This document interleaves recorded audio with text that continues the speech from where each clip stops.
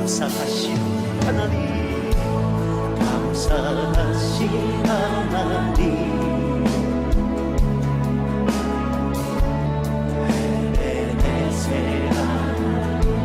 오늘 이날 저녁에 그분을 느끼십시다. 그분을 살아계신 하나님. 할렐루야. 우리의 삶을 주님 앞에 내어 맡겨드립니다. 장래에도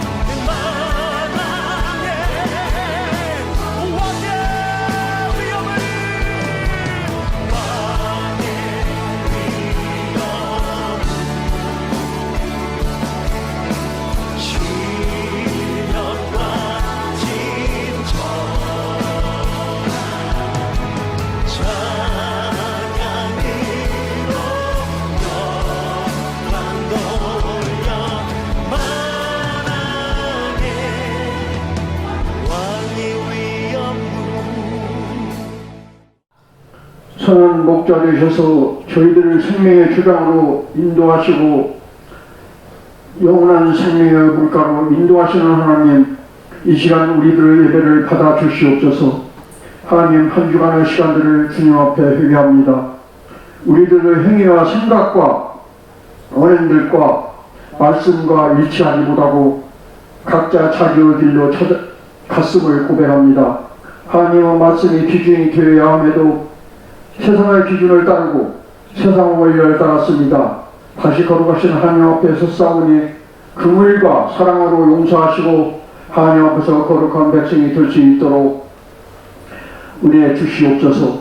살아계신 하나님, 코로나로 인하여 온 나라가 너무나 힘들고 어려운 시간들을 보내고 있습니다. 하나님의 사랑과 긍휼로 이 나라를 불쌍히 여겨 주시옵소서. 속히 코로나가 종식되게 하시고 평범한 일상으로 돌아갈 수 있도록 은혜를 더하여 주시옵소서.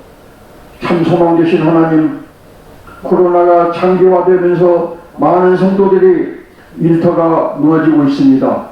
저희들이 하나님의 뜻을 온전히 알 수 없지만 이러한 행위 속에서도 하나님의 뜻이 이루어질 줄 믿습니다. 하지만 코로나로 인해 성도들이 경제적 위기에 빠져 신음하고 있습니다. 긍휼을 베풀어 주셔서 우리의 사랑으로 일어설 수 있도록 그들의 앞길을 인도하여 주시옵소서. 마음과 몸으로 헌신하는 봉사자들이 있습니다.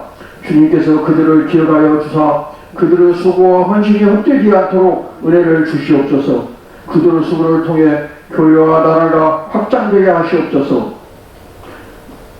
이 시간 목사님을 위해 기도합니다. 특별히 담임 목사님께 주의 능력으로 덧입혀 주시기를 원합니다.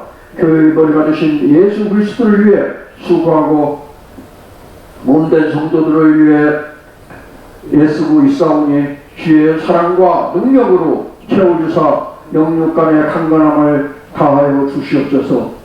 하나님, 이 시간 영상을 통하여 각 가정에서 예배드리는 곳곳마다 하나님 함께하여 주시고 하루속히 온 지구촌이 코로나가 종식되어서 거룩한 성전에서 온 성도가 예배드릴 수 있도록 은혜를 허락하여 주시옵소서. 이 모든 말씀을 우리 주 예수 그리스도 받들어 기도드리옵나이다. 아멘. 주 안에 사랑하는 더 나은 교회 성도 여러분, 너무나 반갑습니다. 오랜만에 뵙겠습니다. 코로나 때문에 얼마나 심려가 많으십니까? 비록 우리가 서로 얼굴을 대면하여 하나님 앞에 예배는 드리지 못하지만 그래도 여러분들이 있는 어느 곳에나 또 우리가 그렇게 기쁨으로 하나님을 찬양하고 또 예배하는 거룩한 성도님들이 다 되시기를 주님의 이름으로 간절히 축원합니다. 오늘 우리에게 주신 하나님의 말씀 창세기 33장입니다. 창세기 33장 1절부터 4절까지 말씀 제가 봉독해 드리도록 하겠습니다. 여러분들은 가정에서 성경을 펴시고 함께 따라 읽으셔도 되겠습니다. 창세기 33장 1절부터 4절까지 말씀입니다.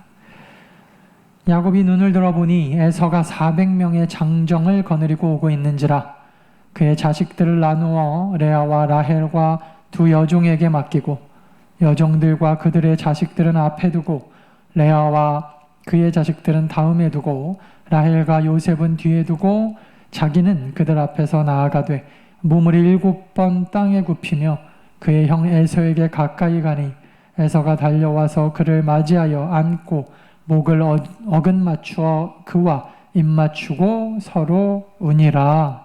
아멘. 사람은 누구나 성공을 좋아하고 승리를 좋아하고 또 남들보다 잘난 것을 좋아합니다. 그리고 우리는 그렇게 되기 위해서 또 그런 삶을 살기 위해서 열심히 공부하고 또 일을 벌고 돈을 법니다. 옛날 우리 그 어른들 말씀 중에서도 그런 얘기가 있었어요. 공부해서 남주냐? 오로지 그냥 남들보다 더 갖고 내가 갖기 위해서 공부도 일도 뭐든 열심히 하는 이유가 내가 갖기 위해서라는 것입니다. 여러분, 어느 심리학자가 그런 얘기를 하시는 걸 제가 들었는데 이 열등감과 트라우마가 심할수록 어떤 것에 대해 집착하는 마음도 더 커지게 된다고 합니다. 이게 무슨 말이냐면 어떤 과거에 자기가 돈 때문에 심하게 고난을 당했다. 그러면 나중에 이 돈에 대해서 굉장히 집착하게 되고 또 어렸을 때 뭐 누군가에게 심각한 그 인간적인 그 어떤 상처를 받았다. 버림받은 기억이 있다.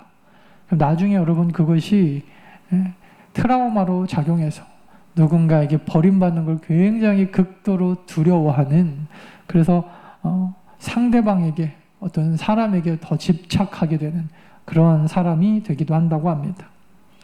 오늘 말씀의 주인공은 야곱인데요. 이 야곱도 마찬가지였던 것 같아요. 야곱도요, 여러분, 모든 인간이 그렇겠지만 성공과 승리에 대한 열망이 누구보다 컸던 사람입니다.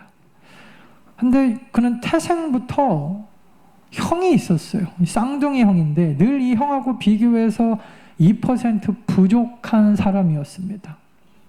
형과 같은 날 태어난 쌍둥이지만 몇 분 늦게 태어난 죄로 평생을 동생이라고 하는 딱지를 가지고 살아야 됩니다. 또 이 형 에서는요, 어려서부터 굉장히 이 성경에 보면 남자답고 씩씩하고 또 이 과거의 남자들은 다른 것보다 사냥을 잘해야 되잖아요. 근데 에서가 사냥을 굉장히 잘했던 것 같아요. 그래서 에서하고 비교해서 이 야곱은 뭐 몸도 약하고 좀 여성스럽기도 하고 또 아마 성경을 자세히 보면은 좀 소심한 스타일의 남자가 아니었을까. 뭐 소심한 것이 죄는 아닐 수도 있지만 근데 옆에 있는 사람들도 피곤하게 하는 것도 있거든요. 말 조금 잘못하고 막 삐지고 말 안 하려고 하고.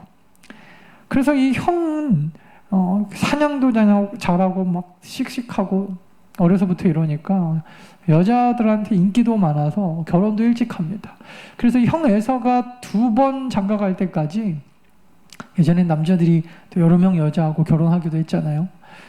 이 야곱은요 결혼을 한 번도 못하고 늘 엄마의 치마폭에서 나오지를 못해요.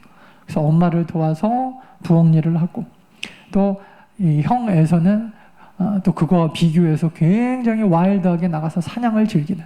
그래서 아버지 이삭은 형 에서를 또 아마 그래서 그런지 어머니는 원래 조금 그 연약한 아들 더 안쓰러워하잖아요. 이 야곱을 늘 안타까워했던 것 같습니다. 야곱은 태어날 때부터 동생입니다. 형이 사냥하러 나가면 부엌에서 어머니를 도와 음식을 만듭니다. 동갑 형이 2번이나 장가를 갈 때까지 엄마 치마폭에서 나오지 못하는 동생. 아마 이런 둘째 아들이 늘 안타까워하는 어머니. 그 가운데서 이 야곱은요 이제 열등감이 생기고 그 열등감은 집착으로 이어집니다. 어쩌면 야곱도 그렇게 소심한 사람이 아니었을지도 몰라요. 그런데 뭐 형 에서하고 비교해서 그렇게 뭐 사냥을 못하는 것도 아니고 근데 너무 다 잘난 사람 옆에 있으면 주눅이 드는 거거든요. 그래서 늘 형 에서와 비교의 대상. 형 에서가 너무 잘나버리니까 늘 열등감. 그래서 이 열등감이 심각한 집착으로 결국에는 여러분 이 집착이 어떻게 되죠? 자기 아버지와 형을 속여서 해서는 안 될 일을 저지르게 됩니다. 아버지와 형을 속이고 그 형의 장자권을 가져가 버리는 거예요.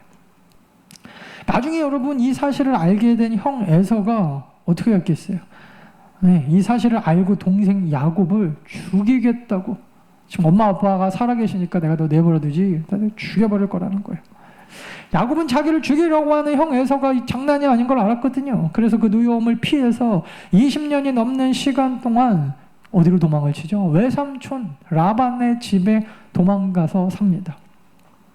형에 대한 열등감과 그 그늘에서 벗어나서인지 야곱은요 집에 있을 때보다는 훨씬 더 잘난 사람이 돼요. 이 열등감이 이렇게 무서운 거예요. 막상 비교할 사람이 없고 자기가 제일 나으니까 거기서 뭐든지 하면 잘 됩니다. 물론 하나님께서 야곱에게 무슨 일을 하든지 축복을 막 부어주십니다. 그래서 나중에는요 여러분 이 외삼촌 라반보다 훨씬 더 잘 나가는 부자가 됩니다. 근데 여러분 좀 신기하다고 해야 되나요? 좀 이상한 게 이건데 이 평생을 열등감과 집착 때문에 늘 공허한 마음으로 살았던 야곱이, 그래서 이 공허한 자기 속에 무언가를 다 채우고자 아버지와 형, 나중에는 자기 외삼촌 라반까지 속여가며 그렇게 열심히 살아서 이제는 누구보다 더 잘난 사람, 더 부자, 그러면 주변에 자기를 좋아해주는 사람이 훨씬 더 많을 거라고 생각했거든요. 근데 정말 자기가 도망자의 신세로 왔을 때는 자기를 그렇게 받아주고 아껴주던 외삼촌이 오히려 여러분 야곱이 잘 되고 나니까 눈빛이 바뀝니다. 싫어하게 돼요. 외삼촌의 아들들, 그러니까 야곱하고 사촌이죠. 이 사촌들도 야곱을 다 미워한다 그랬어요. 물론 여러분, 야곱은요 지금 4명이나 되는 아내도 맞이하게 됐어요. 그리고 아들이 12명이나 됩니다. 그런데 이 4명이나 되는 아내들이 서로요 질투하고 싸우고, 12명의 아들들은 서로 못 잡아먹어서 안달이고, 심지어 그 중에 한 명은 팔아가지고 요셉이라고 하는 아들은 애굽으로 팔아버리고. 여러분 이상합니다. 분명히 더 이상 열등감도 없는데, 많은 재산과 아내와 자식들도 이렇게나 많이 있는데 오히려 그것이 주변 이웃들에게 미움을 사게 되는 이유가 되어버렸습니다. 결국 외삼촌 라반의 미움을 산 야곱은 또 쫓겨가는 신세가 됩니다. 이런 신세 안 되려고 그렇게 열심히 살았는데, 쫓겨나기 전에 차라리 자기 식구들 데리고 원래 자기 집으로 돌아가려니까요, 거기는 자기를 죽이겠다고 기다리는 형 에서가 있어요. 이러지도 저러지도 못하게 된 것입니다. 그렇다고 다른 곳에 가서 정착하는 것도 쉽지 않아요. 이 당시에는 여러분 뭐 군인이나 경찰이 우리를 이렇게 지켜주는 그런 치안이 좋을 때가 아닙니다. 내 식구들하고 떨어져서 사는 것은 목숨을 걸어야 되는 일이에요. 뭐 도둑이나 산적대들이나 뭐 이웃에서 막 쳐들어와가지고 자기 물건을 그냥 다 가져가도 힘이 없으면 뺏기는 시대입니다. 그래서 여러분 아무데나 가서 정착도 못하는 겁니다. 분명 나는 성공한 인생인데 내가 원하는 대로 장자권도 얻고 돈도 많이 벌고 부인은 4명에다가 12명의 아들도 얻게 됐는데, 여러분 이상합니다. 갈 곳이 없어요. 이게 아이러니입니다. 여러분 성경에 보면요, 이 여자가 출산을 하면요 부정하게 된다라고 하는 그 구절이 나와요. 레위기 12장에 보면 이게 무슨 말이냐면, 여자가 아들을 낳든 딸을 낳든 그냥 아들을 낳으면 40일, 딸을 낳으면 80일, 2달이 넘는 시간 동안 부정하게 된다. 부정이 뭡니까? 죄가 있다는 것입니다. 부정하면 옆에서 누가 만지지도 못하고 옆에 오지도 못합니다. 물론 영적으로 보면 우리가 인간이 죄인이잖아요. 죄 자체이기 때문에 죄를 낳은 여자가 부정한 건 맞는데, 이게 영적인 해석이고. 근데 사실은요 여러분, 이게 하나님의 놀라운 그 은혜가 숨겨져 있는 구절인데, 당시 여자들은요 아시다시피 인간 취급을 잘 못 받을 때입니다. 그래서 그냥 애를 낳고, 예를 들어서 이 여자가 종이다, 그럼 주인이 데려다가 그 다음날 일을 시켜서 이 산후조리를 못해도 할 말이 없을 때예요. 이러한 때 여러분 율법이 뭐라고 가르칩니까? 여자가 아이를 낳으면 40일간, 또 딸을 낳으면 80일간 부정하다, 만지지도 말고 건드리도 말라. 이게 뭐예요? 보호하심이죠. 보호하심. 여러분 3500년 전에 산부인과적 지식이 쌓이기도 전에 율법을 통한 하나님의 명령은요 정말 대단한 겁니다. 하나님이 여인들을 보호하시는 기가 막힌 방법이 뭔가 하면, 인간은 전혀 생각하지도 못한 죄인의 누명을 씌워버리는 것입니다. 죄인의 누명을 씌워서 아기를 낳은 산모 옆에는 그 여자가 아무리 종일지라도 40일간 80일간 건드리지 말라는 것입니다. 그렇게 해서 죄인의 누명을 씌워서 보호하십니다. 성경상에 죄인이 아닌 사람이 죄인이 돼서 보호를 받는 일들은 종종 있어요. 아까 전에 얘기했지만 야곱의 11번째 아들이었던 요셉, 이 사람은 죄인이 아니었어요. 근데 여러분 하나님이 애굽으로 보내실 때 어떻게 보내시죠? 종으로, 죄인으로 팔아버립니다. 보디발 집에 가서 가정 총무가 되는 게 하나님의 뜻이 아니었어요. 하나님의 뜻은 더 이상이었습니다. 애굽의 총리가 돼서 나중에 그것 때문에 이스라엘을 구원하시는 데까지 하나님이 계획하시는데 바로를 만날 때 어떻게 만나요? 감옥에서 만납니다. 하나님이 죄인을 만들어서 그를 계속해서 보호하시는 거예요. 요셉의 보호 과정은 죄인임을 덮어씌우는, 그래서 하나님이 그를 죄인을 만들어서 오히려 나중에 보면 그것 보호가 됐던 것을 우리는 알게 됩니다. 다윗도 마찬가지입니다. 잘못한 게 없어요. 근데 억울하게 대역죄인의 몸으로 광야에서 뭘 하죠? 앞으로 장차 하나님의 나라 이스라엘의 왕이 될 살아있는 교육을 받게 하십니다. 겸손하게 하시고 광야에서 의지할 게 뭐가 있어요? 하나님만 의지하게 하시고, 이게 여러분 사울 왕과 다윗 왕의 차이였어요. 하나님의 방법은 실수가 없습니다. 구약뿐이 아닙니다. 신약에서도 이런 장면은 많이 나와요. 사도 바울을 보면요, 이 사람 보면 꿈에도 소원이 로마에 가서 복음을 전하는 건데 로마에 그냥 못 가요. 왜냐하면 로마에 가다가 이 당시에 사도 바울을 죽이겠다고 눈에 불을 켠 사람들이 엄청 많았거든요. 어떻게 되죠? 죄인의 몸으로 호송 차량에, 호송 배에 실려가지고 죄인의 몸으로 갑니다. 죄인들은요, 여러분 아시다시피 그 당시에 로마 군인들이 보호하게 돼 있었어요. 하나님의 방법은요, 인간이 생각하지 못하는 기가 막힌 방법으로, 인간의 눈으로는 그가 죄인처럼 보이고 묶여있는 것처럼 보이고 어딘가에서 갇혀있는 것처럼 보이지만 실상 그것은 하나님이 그를 겸손하게 하시고 하나님만 의지하게 하시고, 그래서 결국 하나님의 보호하심을 받게 하시려고 하는, 여러분 전혀 우리가 생각하고 계획하지 않은 방법으로 하나님은 우리를 인도해 가시고 보호해 가신다는 것입니다. 로마 군인들이 호의를 받으면서 로마까지 돈도 안 들이고 갑니다. 여러분, 우리의 계획과 하나님의 뜻이 다를 때 기억하십시오. 아하, 하나님이 지금 나를 보호하고 계시는구나. 하나님의 섭리가 있습니다. 자, 다시 오늘 본문으로 돌아와서 지금 야곱은 오갈 데가 없는 신세가 되었어요. 뒤에는 외삼촌 식구들 버티고 있고, 앞에는 이 야곱이 돌아온다는 소리를 듣고 에서가 군사 400명을 이끌고 죽이겠다고 지금 쫓아오고 있어요. 창세기 32장, 오늘 본문 앞장 6절 7절에 보니까 야곱이 보낸 사자들이 야곱에게 돌아와 이르되 우리가 당신의 형, 주인의 형 에서에게 이른즉 그가 400명을 거느리고 주인을 만나려고 오더이다. 7절에 뭐라 그래요? 야곱이 심히 두렵고 답답하여, 이렇게 돼 있어요. 아니, 형이 400명 데리고 오는데 왜 두렵고 답답합니까? 아는 거예요. 야곱은요 지금 에서는요 지금 야곱을 맞아주겠다고 400명 데리고 오는 게 아니죠. 400명 데리고 올 이유가 뭐가 있어요? 야곱이 라반네 집에서 좀 잘 살게 되었다더라 소식 들었겠죠? 그러니까 400명 군사 데리고 가서 죽여버리겠다, 그거예요. 그러니까 여러분 이걸 알고 있는 야곱이 심히 두렵고 답답했다. 그래서 여러분 어떻게 해요? 자기 식구들을, 자기 재산 몇 등분 해가지고 이 야복나루에서, 야복강가 앞에 야복나루에서 먼저 이 재산을 보내고 식구들 보내고 자기는 맨 뒤에 섭니다. 혹시 에서가 앞에 있는 그 재물도 받고 그러고 나서도 성에 앉혀서 우리 식구들 다 죽이면 나라도 맨 마지막에 남아가서 도망가야겠다. 아주 끝까지 정말 치사하고 치졸한 사람인데 자기 자식까지 앞세우고 혼자 살 생각했다니까요. 근데 여러분 야복강가를 건너기 전에 식구들 다 먼저 보내고 거기서 누구와 씨름을 하죠? 하나님을 만납니다. 하나님과 씨름하면서 결국엔 여러분 다리가 부러져요. 상상해 보십시오. 밤새도록 하나님과 씨름하고 다리가 부러져 갖고 야복강을 건너서 형 에서 앞에 나오는데 쩔룩쩔룩거리면서 머리는 사한발이 돼가지고 옷은 다 찢어지고.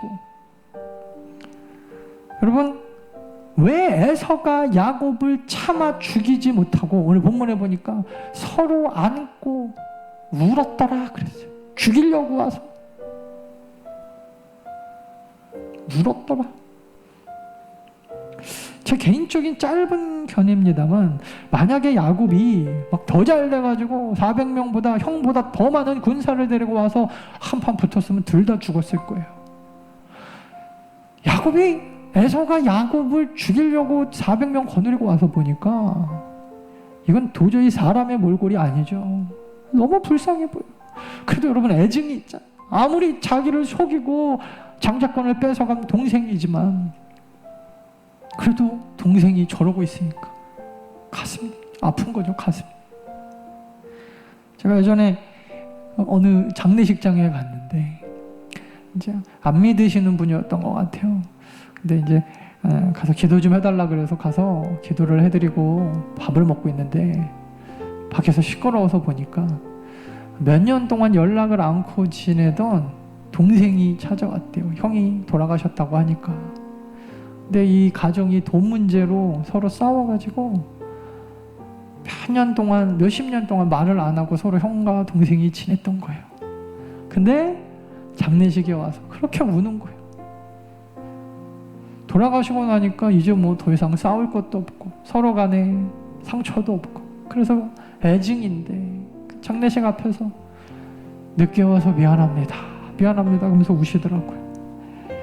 형 애서가 보니까 미운 동생이지만 몰골이 말이 아닙니다. 밤새도록 뭘 했는지 머리는 뒤엉켜 있고 옷은 흙으로 범벅이다 다 찢어져 있고 심지어 다리가 부러져서 쩔뚝거리며 오는 동생을 죽이겠다고 하는 형은 없습니다.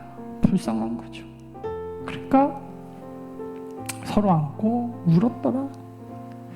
사랑하는 여러분, 하나님은 우리를 보호하시는 우리의 아버지가 되심을 여러분 믿으십니까? 우리 인간들은요, 틈만 나면 교만해집니다. 자기가 제일 잘난 줄 압니다. 하나님은 이 교만을 싫어하시거든요. 교만은 죽음으로 가는 길입니다. 교만은요, 구원도 못 받게 합니다. 교만이 뭐예요? 구원이 뭐예요? 구원은 내 힘이 아니라 구원은 오직 나를 부인하고 자기를 죽이고 예수 그리스도만이 유일한 구원자이심을 믿는 믿음으로 가는 게 구원인데, 여러분 교만하면 구원을 못 받는다니까요. 하나님이 제일 싫어하시는 거예요. 그런 교만한 우리들을 사용하시는 하나님의 방법이 뭔가? 하나님의 이 교만한 우리를 보호하시는 하나님의 방법이 뭔가? 우리를 약하게 하시는 거예요. 약하게.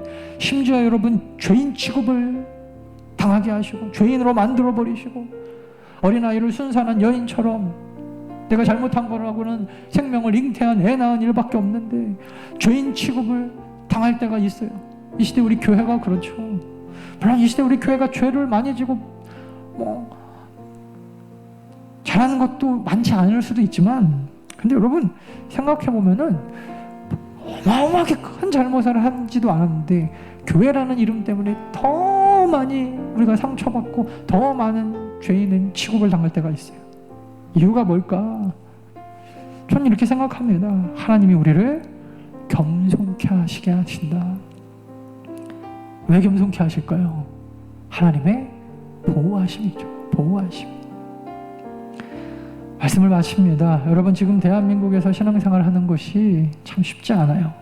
세상의 공격이 한도를 넘었습니다. 교회가 잘못한 일도 많지만 이렇게까지 욕을 먹어야 될까 싶을 정도로 욕을 먹고 있습니다. 이유가 무엇일까? 세상 사람들이 보기에 한국교회가 너무 부자입니다.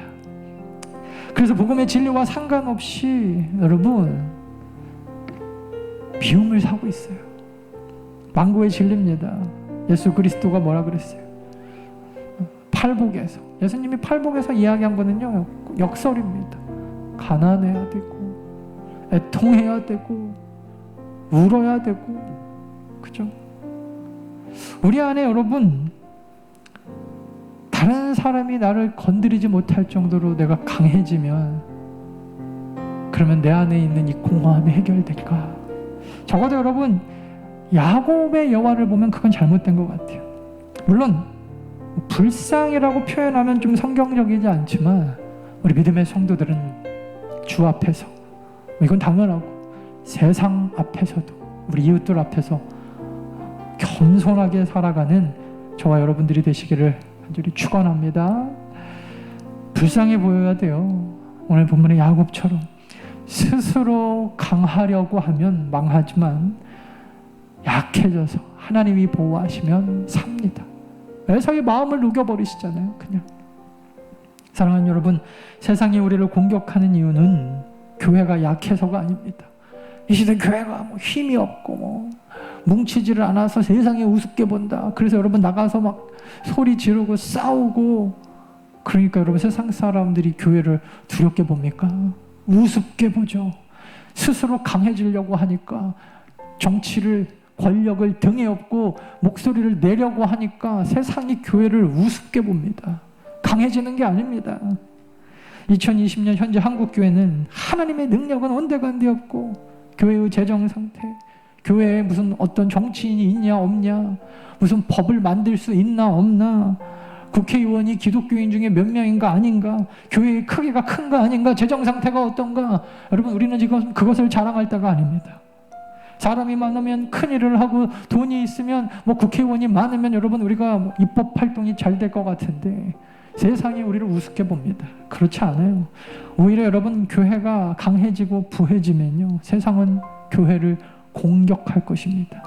교만은요, 하나님뿐만 아니라 사람도 싫어합니다. 지금 우리는 여러분, 너무나 힘든 코로나라고 하는, 이제는 뭐 코로나 시대라고 하더라고요. 너무나 힘든 시대를 살아가고 있습니다. 이러한 때에 우리가 지금 한국교회가 하나님의 능력을 더 강하게 체험하기 가장 좋을 때일지도 몰라요. 하나님의 도우심으로 사는 인생, 이게 겸손한 인생입니다. 내 힘으로 사는 게 아닙니다. 돈이 많으면, 힘이 있으면 겸손하기 어려워요. 그래서 하나님은 일부러 우리를 겸손하게 하시고 보호하시는 것입니다. 큰 아픔이 올 때 여러분, 깊이 묵상합시다. 하나님은 언제나 우리가 잘 이해하지 못하는 방법으로 우리를 겸손하게 하시고, 때로는 죄인의 모습을 만드셔서라도 우리의 인생을 보호하시고 끌어가시는 분이세요. 코로나, 여러분, 겸손하기 얼마나 좋을 때입니까? 교회가 힘자랑해서 뭐예요? 세상에 웃음거리만 될 뿐입니다. 겸손하게 하나님의 뜻을 구하면서 기도함으로 승리하는 더 나은 성도들 다 되시기를 간절히 축원합니다.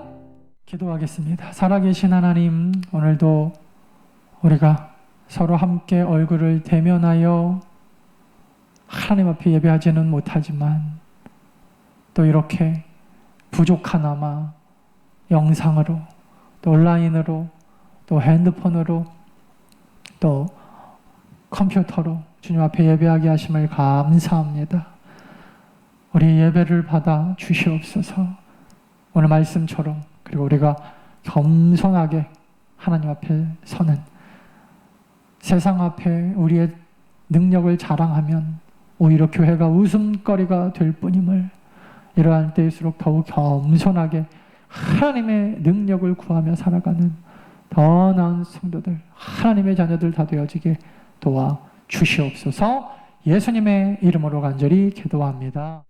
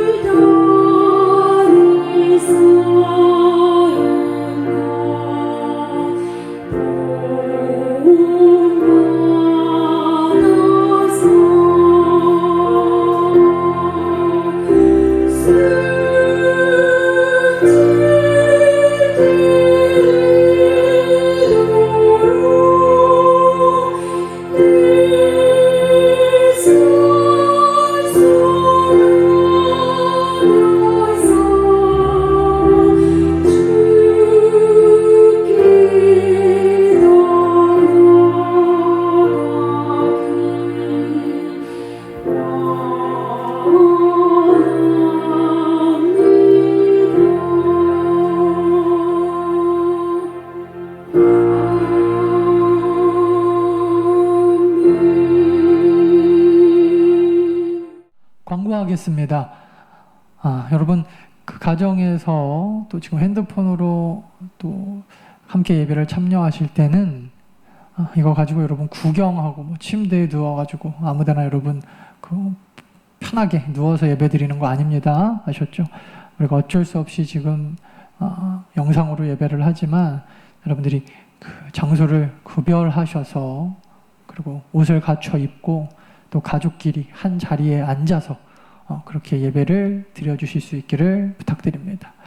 아마도 우리 다음 주까지는 그리고 더 길게는 다음 주까지 9월 20일까지도 이렇게 돼야 될지도 모르겠어요. 조금만 여러분 참으시고 팀 링크 다 그 앱으로 까셨죠? 그걸 통해서 여러분 예배 후에는 우리 또 팀 모임을 또 팀원들끼리 그렇게 해 주실 수 있기를 부탁을 드립니다.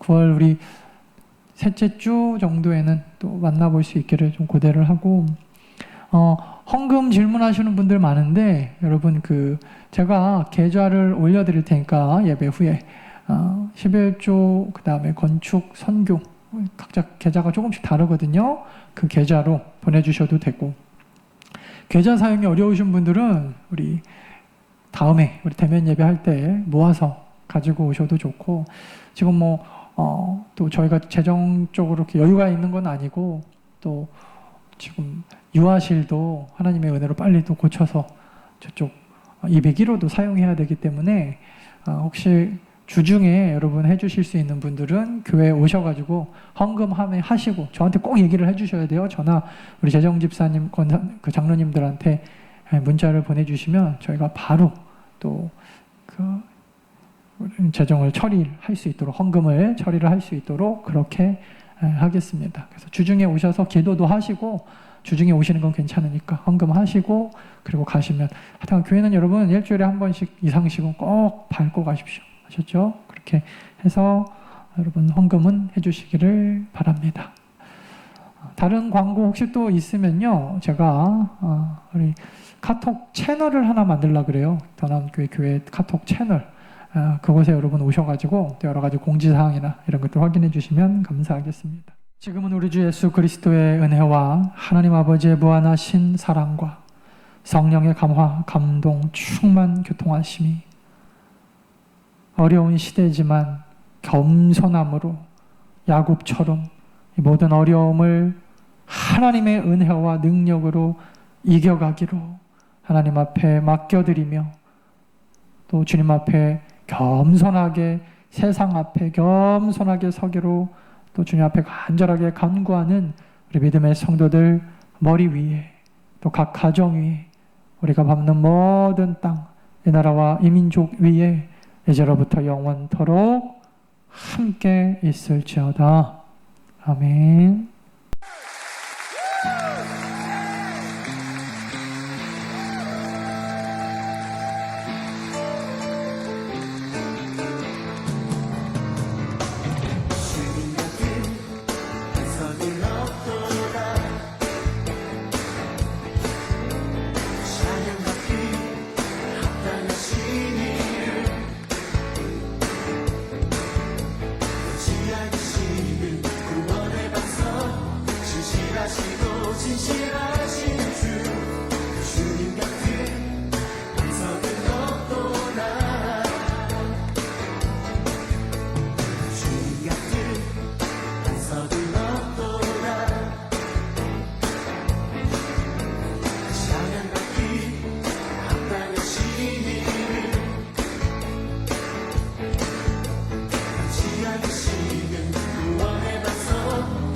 진실하시고 진실하신 주